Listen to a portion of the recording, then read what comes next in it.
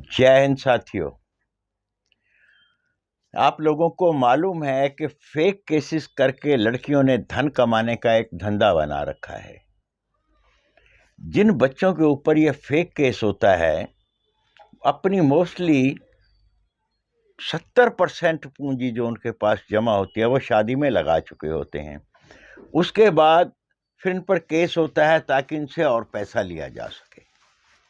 मैं आपको आज इसका एक बहुत आसान तरीका बताता हूँ। जब भी आप पर केस हो, क्योंकि ला तो आपके लिए कोई है ही नहीं है, पुरुषों की सुनवाई कहाँ होती है किसी को नहीं पता।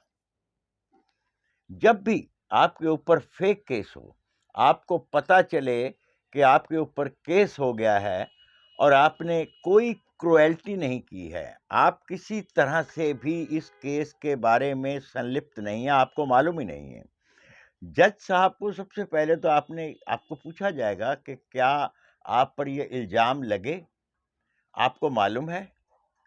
आप लोग कह देते हैं हाँ। आप हाँ क्यों कहते हो? आप बोलिए मुझे पता ही नहीं है कि क्या केस है।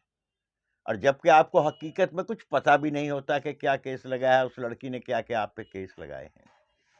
अगर वो केस फेक पाए जाते हैं, यानी कि उन केसों में दम नहीं होता, हकीकत से परे हैं वो केस, जो काम आपने नहीं किया है, वो आपके ऊपर एलिगेशन लगा दिया गया है, आप उसी समय एक एप्लीकेशन दायर कीजिए तलाक की।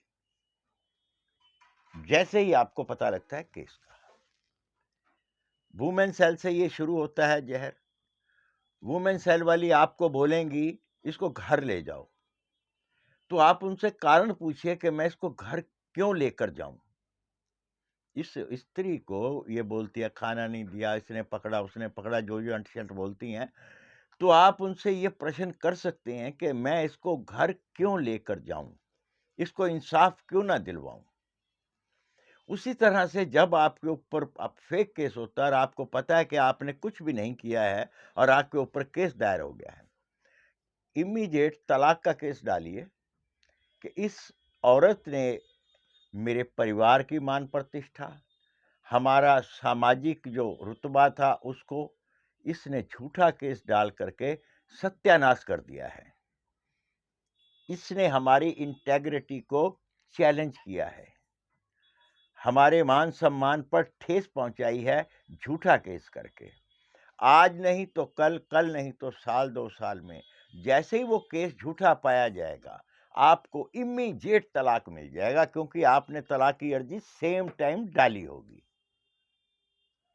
नहीं तो फिर खर्चा बांध दो, ये करो, वो करो, फिर आपके ऊपर अगर आप केस से फारिग होते हो फिर आपको डिवोर्स की दोबारा लगानी पड़ेगी। इमीडिएट डिवोर्स लगाइए अगर आपने कुछ नहीं किया, अगर आप निरपराध हैं तो। मैं भारत की उन नारियों का बहुत सम्मान करता हूं जो अपने परिवार को अपने आंचल में समेट कर बैठी हैं, और ये जो झूठे केस करके धन कमाने का धंधा बना रखा है, इसको बंद कीजिए। और होगा, आपके प्रयासों से ही होगा। बाकी दोस्तों, मेरा वीडियो अच्छा लगे, पहली बार देखें, सब्सक्राइब जरूर करना। जय हिंद।